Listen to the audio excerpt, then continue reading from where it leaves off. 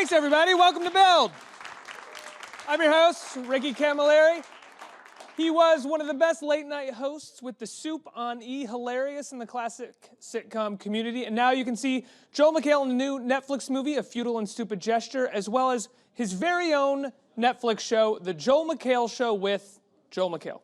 Before we bring him out here, let's take a look at a trailer for the show.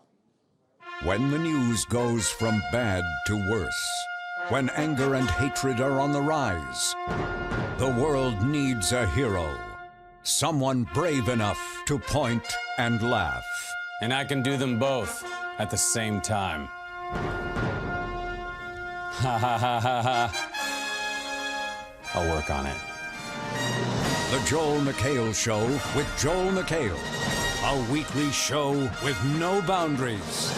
You guys just superimposed a bunch of dicks on me, didn't you? Yeah. Oh, okay. Yeah, mature.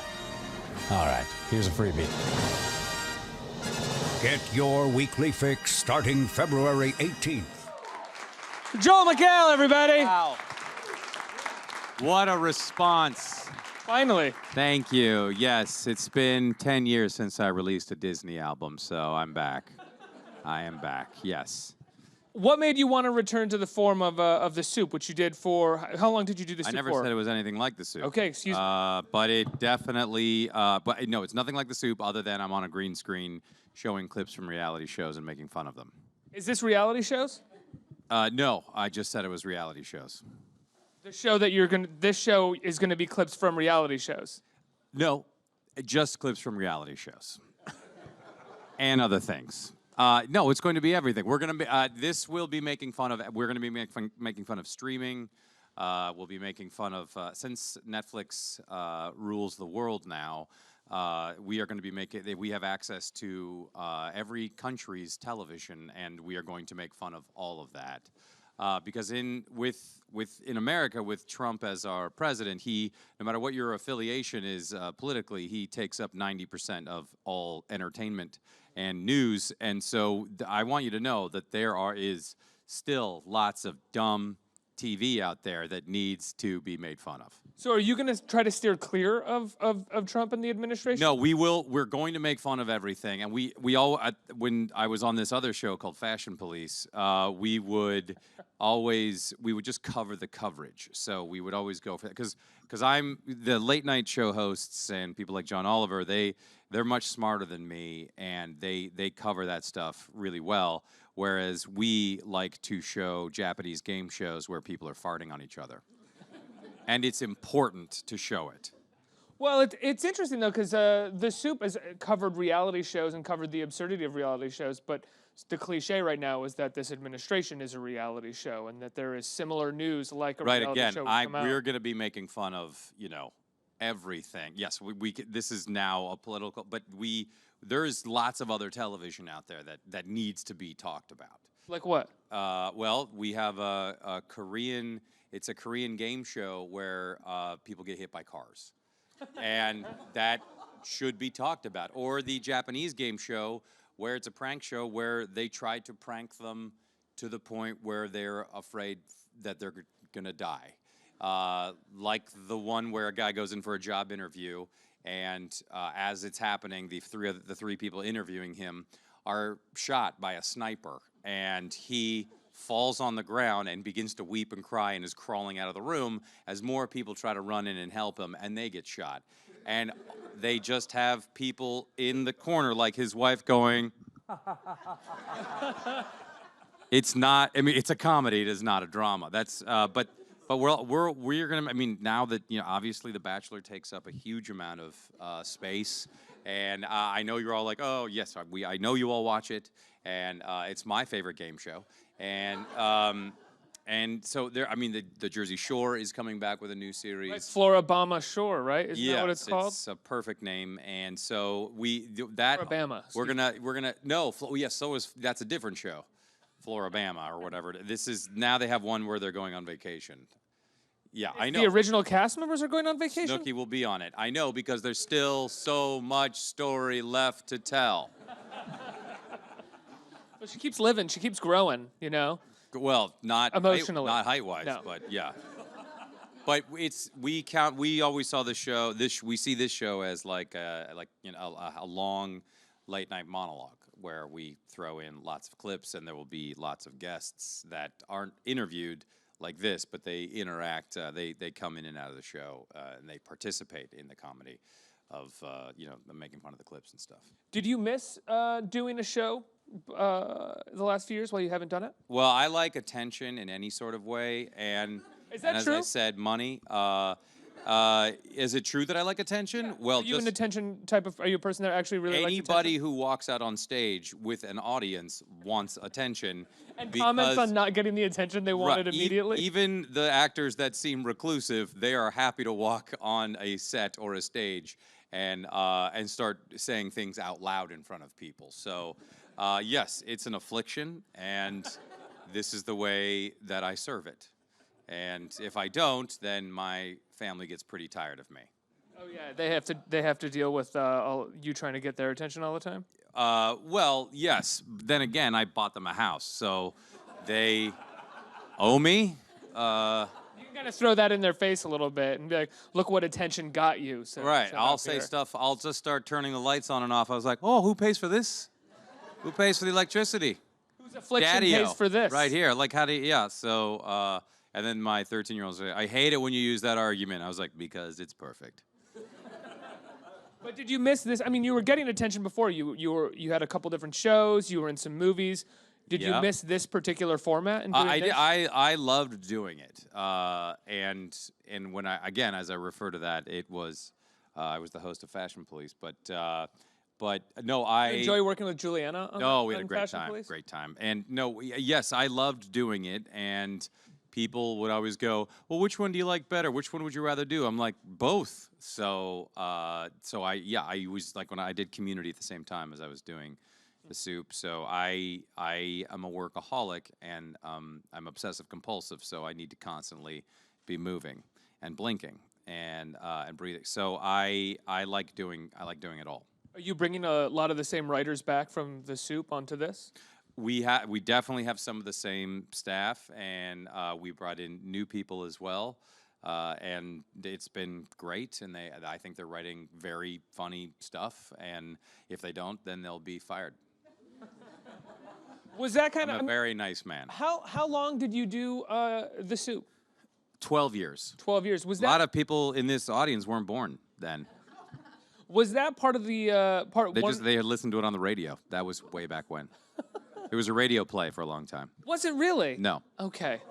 Was that one of the reasons that you wanted to do this show? Was bring some of those people together that you had worked with for so long and kind of keep? No, I was already pretty annoyed with them, and I didn't have to ever see any of them again. 12 years was enough.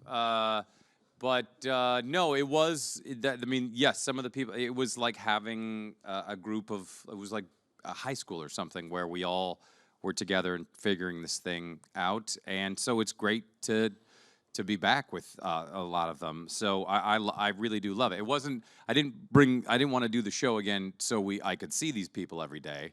But that is definitely the upside. Yeah, it's definitely an upside because I really should see my family at some point. Bless you.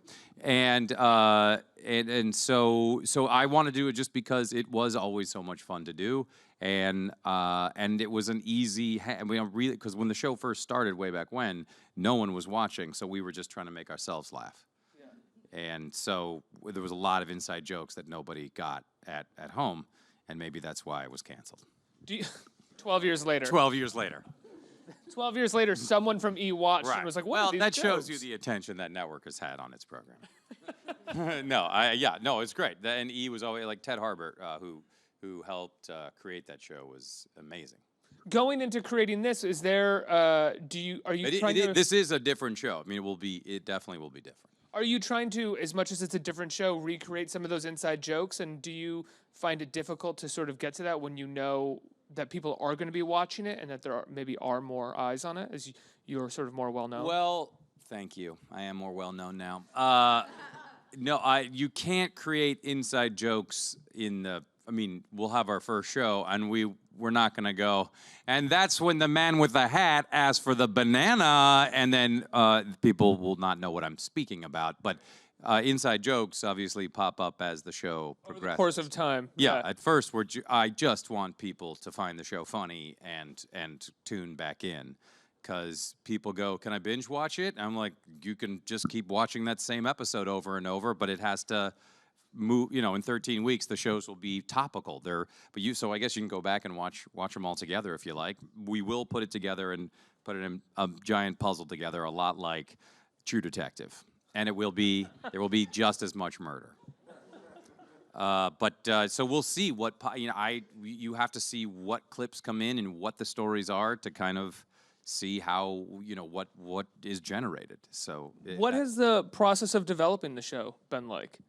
Has there been a process, or is it just kind of like I mean, we know. I mean, Netflix, that they keep going like, "What's the first show going to be like?" And we're like, "Just wait till that week comes up, and then we'll tell you," because it is topical, and we're waiting to see which shows are happening that week, and then we'll hit those episodes. We have been taping some sketches that one of them kind of involves Stranger Things, and we will definitely be going after streaming. So those things have been are being slowly are put together right now.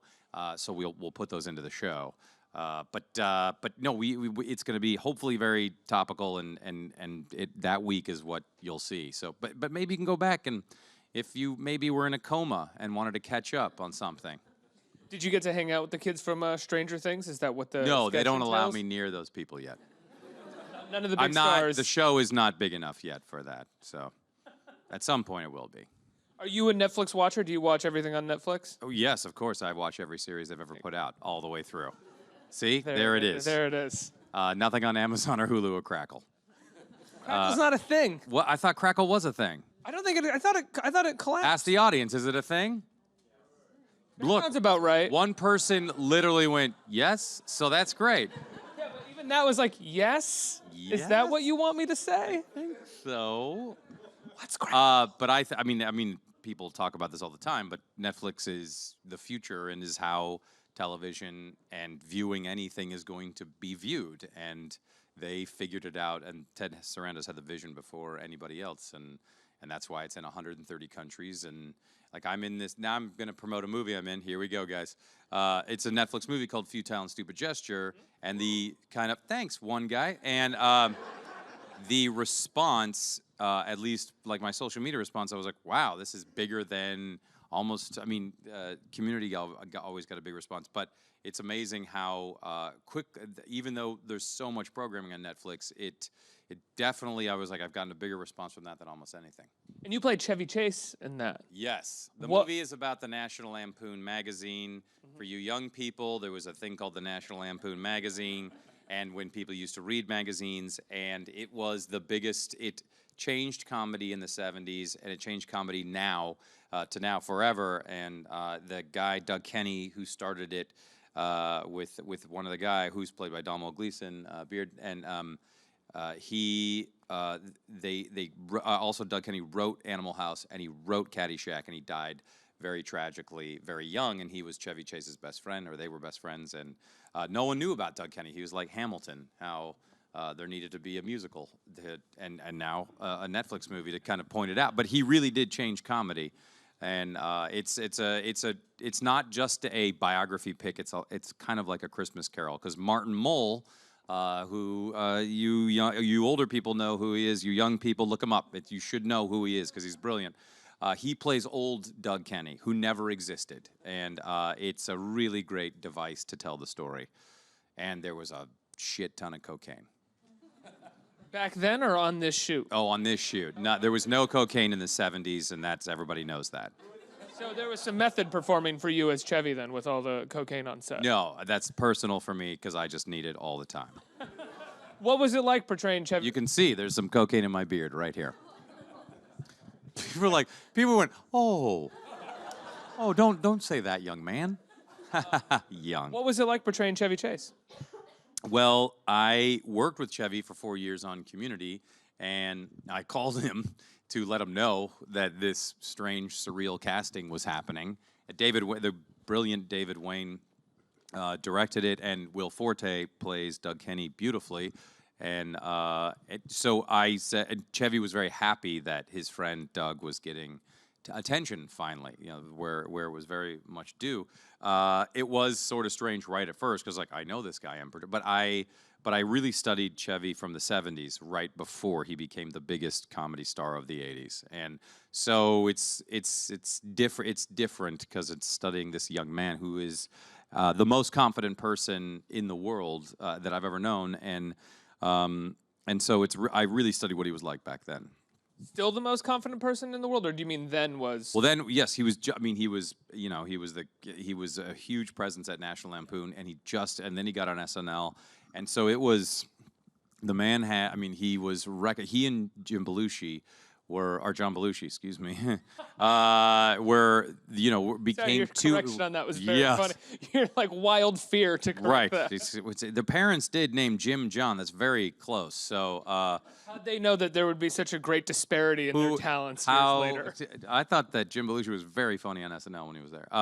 But they became these huge, like the 70s New York was crazy. And anyway, that's how I approached it. And also, I think I'm the only other comedian who's over 6'4". I'm about 6'4". So, and Chevy's just as tall as me. That's true. I think you are the tallest comedian that I've ever interviewed before. Oh, well, thank you. You got that. You got that, sir. I will. I hope to see a gold star on the wall here, pointing that out. That's great. I hope no NBA players go into comedy anytime soon, because like Blake Griffin is very funny. And LeBron was in Trainwreck, so it seems like he's given it a shot already. So you might be beat. Well, see, the thing with LeBron is that he has nothing to fall back on if comedy doesn't work out. No plan B there. No plan B. He doesn't have any other skills. God, he's such a loser. Yeah, he doesn't know what. No, he's nothing. I don't know what he'll do after this. Because I don't know what other roles he's doing after Trainwreck. So. When you sign up to do this show, when you're creating it, what's your biggest fear going into recreating? You're right. There was an actual sign-up sheet, and who wants a clip show on the streaming service? And I was like, oh, me. Put me down for 2. And what was my biggest fear? Yeah. I don't know. I want to make sure I have really good makeup and like a ton of decent sweaters to wear on camera, which, as you can see, this thing is magnificent. You're in sweaters on this one. You're not in the suit. I'm not going to be wearing a suit. I know there's a hush that is just settled over the crowd. What, is he insane? How did you come to that decision? Well, I had what was called a vision quest, and I walked into the desert for a few days, and out in Joshua Tree, and an eagle spoke to me and said, "Drop the suits, dummy," and that was that. And I just like that there's a marching band happening above us, right here, or a Zumba class. It's really great. It's a Zumba class. I mean, it really shows that Build has thought this thing through. That when you are recording things for television or for streaming, sound is not really a big deal. And I mean, what's the point of the lighting, right? So, no, that's great. I'm glad it stopped. Or is that what they do to employees if they're not working hard enough? They slam their throw them around a room. No, my only fear is listen, my older brother is an electrician. His fear is blowing himself up every day as he installs enormous amounts of power into new office buildings in Seattle. So my fears are very little. I want to make sure I nail the fart joke. So it's not like I'm not gripped with fear yet. Do you have? I mean, I guess the fear would be if the show sucks. That would be too bad. That's my fear. Don't fuck it up. You said that your older brother's an electrician. Is anyone in your family, are they in comedy or in entertainment in any way? Do you come from an entertainment family? Yes, we are the Osmonds, and I changed my name because I didn't. I'm like Emilio Estevez. I wanted to be separate from my dad, and Young Guns. Young Guns. He was a star in his own right, and now makes wine. Does Emilio Estevez he literally make wine? makes wine, and Charlie probably drinks it. Good Good for Emilio Estevez. Yeah, he's one of the coolest people. He seems to be he's one of those people that I could never. He's got super confidence. He's like, yeah, I'll be a movie star, and then I'll just make great wine. Whereas Rex too. Yeah, yes, and I wake up each day and I'm just like, what am I gonna do? What am I gonna do? What am I gonna do? What am I gonna do? And so it's great. And my wife's like, it's real fun to live with you. So. So I don't know where this was going. Oh, an entertainment family? Yeah, I mean, if anyone in your family from entertainment, did they understand when you wanted to get into it? Did they know anything about it? Well, my dad, Martin Landau, is, I can't believe you didn't know that. No, I think every family is somewhat entertaining. And look, does this happen to the Disney gals that were here right before me? No, we actually made sure it didn't happen for them. That's smart. It's weird that there's a drum circle upstairs that they're like. Anyway, yes, I would say it's an entertainment family in that my older brother installs electricity, and that has to be entertaining at every moment because it's so dangerous. And then my younger brother's an Episcopal priest, which we both stand up in front of audiences and. So he likes attention too. Yes, we all look at you, and you're on camera. So what does that say? When people are like, "So Bill's gonna do this interview show," I'll do it. I'll grow the hipster beard, wear the Brooklyn boots. Let's do it. Look at us. Yeah. Yeah, I'm from LA. We don't need these things. Pot calls kettle black. Hipster beard and the boots. Let's say pot calls kettle. Mohair. No, it's regular leather. It's camel. But I actually like those. Though. Well, yeah, Red Wings? They're Red Wings. They're spectacular. We should go shopping and have some craft beer and get shaves. And no, so yeah, my little brother, I threw a benefit. I helped throw a benefit up in Northern California for all the fires that devastated Santa Rosa. And I was supposed to I got some comedians together, and it was for the Russian River Brewery that makes this great beer. You and I, we should go and listen to vinyl and. All things that I do. Right. And yes, of course. We can joke about it, but these are literally how I live my life. We should go wine tasting and. Yeah, anyway, we should sip gin and. So I could not. That sounds so great. It does. I would do it. So I could not. I got the flu horribly, and I could not travel. So I asked my little brother, who is the Episcopal priest, and I wrote out a speech for him to say, and he nailed it. And so I was like, you could have been a stand-up. And Nick Kroll even texted me. He was like, your brother nailed it. He brought the house down. Congrats. Yeah. And so he's still doing.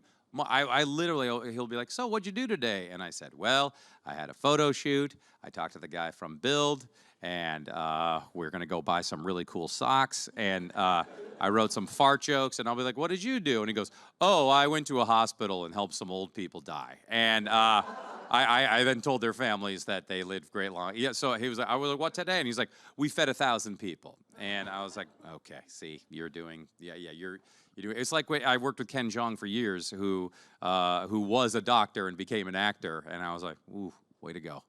Yeah, really helping the world, Ken. I helped enough. Instead of in diagnosing someone's disease and treating it, you jumped out of a car naked and beat people up. So I love that, man. Let's get some questions from the audience. Who's got a question right here? Just ask questions in between the assault or the demo that's happening upstairs. It's like a cliff diver who has to time the waves. All right? And go. Hi. So my question's in reference What's to your name? book. My name's Candace. I don't care. I'm kidding. All right, go, Candy. Shoot. Okay, so I'm going to be publishing a book soon based on my life, and I'm pretty sure some people are going to be unhappy. So I was wondering what the response was to your book and what your advice is for coping with the negative and the positive responses. Why? Oh, because Candy here is making a book called? It's called Enter Entropy. Enter Entropy? You got to get a new title. I can hardly say it.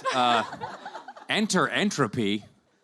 Okay. And where is this being published? It will go online on Amazon. Entropy is the theory of chaos. I didn't. Yeah, I know what it is. I work for Netflix. All right, Candy. Yeah. So, are you just gonna say horrible things about your parents? No, it's Oh, that was a bad. real pause. She was like, no, maybe. No, I don't know who I pissed off with my book. My book was lots of jokes. So I talked a lot about things that have happened to me. But it doesn't sound like your book is super comedic. It sounds pretty heavy. And like the next I assume there's going to be some rough chapters about. There'll be some funny things because my brother's an international model. Oh, all right. And they're it's hilarious. cliched. My They are international hysterical. models. So I feel like you buried the publication of your book in a question for me. Like, I'm coming out with a book. It's called Entropy. Do you like books? And I feel Available like, on shelves I feel like next week. I want to give you great credit for getting the book plug in, and which shows you this book is probably going to be pretty huge because you are a go-getter. And I mean, from what it sounds like this book's going to be, super fucked up. But it sounds like it's going to be great. So I look forward to reading it out loud to my kids. When does it come out? The 12th of February. Enter Literally, Entropy. within a couple days. That's great. Congratulations. And the next guy's like, my name's Bill. I'm opening in a restaurant in March. It's a place. It's called Sliders. It's a tribute to the show Sliders and serves sliders. So When they handed you a microphone and asked you what your question was, did you just say, "I want to plug my book"? no, see, if she did that, they wouldn't give her the microphone. So it's brilliant. And from your accent, you're from Japan? South Africa. Do you love it when people go like, "Oh, I love Australia," to you? Oh, see, this is... Too much. That's You came all the way here from Australia to plug your book? That's smart. You got to come to New York. It's the city of dreams. Next question. It was very good. Well done. Hi. Oh. Don't get too close. That's the line right there. It's like not the first time someone said "oh" when I walked up to them. Oh. Wait, you've made my day feel a lot better. Do you have a book? No. Have you heard about Entropy? I was wondering It's the study of therapy. with your new show. I was wondering since you talked about other late night hosts, I was wondering if there's any host in particular that I influenced talked about other late night hosts. You mentioned like John Oliver at one point. Oh, but yes. Yes. All right. And I agree with what you said. Continue. Sorry, I'm not letting you finish. Oh, Sorry. I was just wondering what hosts like both recently and historically have like influenced your technique as a host of this show. Oh, well, I didn't study any host techniques. I didn't go, wow, I'm gonna take that Steve Allen wink and cross it with a Johnny Carson chin up, and then take a David Letterman, what are we doing now, banging the pencil thing. And I didn't do that just because I'm not smart enough to put that together, because I am, for real, very dyslexic. So when I first started doing the soup in 1973, it took me about 4 hours to get through 22 minutes of jokes. And I could not read teleprompter, and to the point where writers and producers were just making fun of me during it. It was bullying, and I got a lot. People, oh, look at that. See, that's what you put in the book. But it's not like I ever studied their craft. Not because it was something I was like, when I go on third tier cable, I'm definitely gonna nail this hosting thing.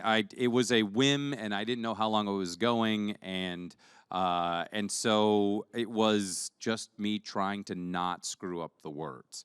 When I've gone on Kimmel or Conan, they read like it's like they're just sipping water. Like I was like, those guys, they get to just read that way all the time, and I'm very jealous. And so I gave them food poisoning.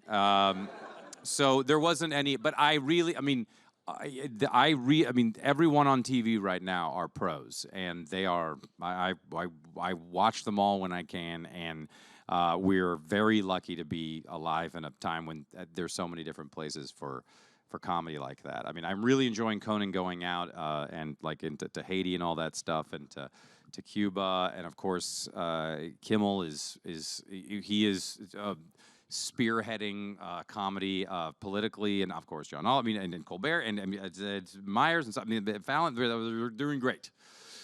I don't think Conan gets enough love. I'm glad you brought him up because he's still really funny, and that show is really, really funny. Well, Conan has got he's one of the most unique comedic voices in generations. So he is the only show that I ever wrote a letter to saying how funny I thought it was back when it started. He used to do this thing called Bear and Angel, where Conan would have some sort of moral quandary, and then an angel would appear, like he found this wallet, an angel would appear and say, just return the wallet with all the money in it, and then instead of a devil appearing, it would be a bear. And then the bear would go, he goes, what should I do? And then it was a bear, and the bear would go, always maul with your front paws. And he was like, what? What does that have to do with the wallet? And then Satan would stroll in, and then the bear would maul Satan to death, and then the angel would start freaking out, and they're just, anyway, I was alone in my parents' house laughing like a crazy person. One more question. One more question, are you sure? Oh, hi again. Hi. Do you have a book? No, I'm not that skilled with writing. But I do have a question. Since you're known for wearing suits, what's your favorite outfit since you're not wearing suits anymore? You're looking at it. What's You look my great, favorite by the way. outfit? Yeah. I like wearing a muumuu with nothing underneath. And Let it all out. my favorite outfit, I am a transplant from Seattle to Los Angeles. So I still, even though I've been there for 17 and a half years, I still walk outside and go, I can't believe it's sunny today. And it's always sunny. And so, and I wear shorts and T-shirts. I look like a slob most of the time. I look like I'm always about to go work out. And I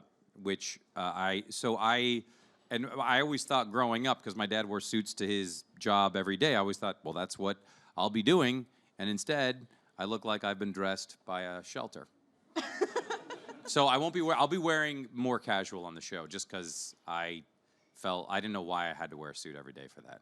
I don't know. Maybe it'll be a huge mistake. Was it always the same suit, though? Yes, I wore the same suit every day for 12 years. That was just. It's my thing. It's like Albert Einstein, and it's the same suit, even though it appeared to be different colors. It took millions of dollars worth of CGI to change it. But I was like, nope, this is the suit I'm wearing, and that's it. So, Thanks. Thank you. It was a very good question. By what is it called? Enter in vitro. Enter in vitro. I don't know about this title. It's a little too cerebral. You might just the title should be like "Shit Got Real." And then put your name across that. Joel, the show premieres on Netflix February Yes. 18th. It'll be released weekly, right? It's a February weekly 18th, show. weekly, so you can binge it, I don't know, 4 or 5 weeks in, but it'll be one of the only topical shows on Netflix. And people can see A Futile and Stupid Gesture, which is on Netflix right now. Going there right now, it's the greatest movie that's ever been made. And tune into the Joel McHale Show with Joel McHale on Netflix February Yes, 18th. Joel please. McHale, Thank everybody!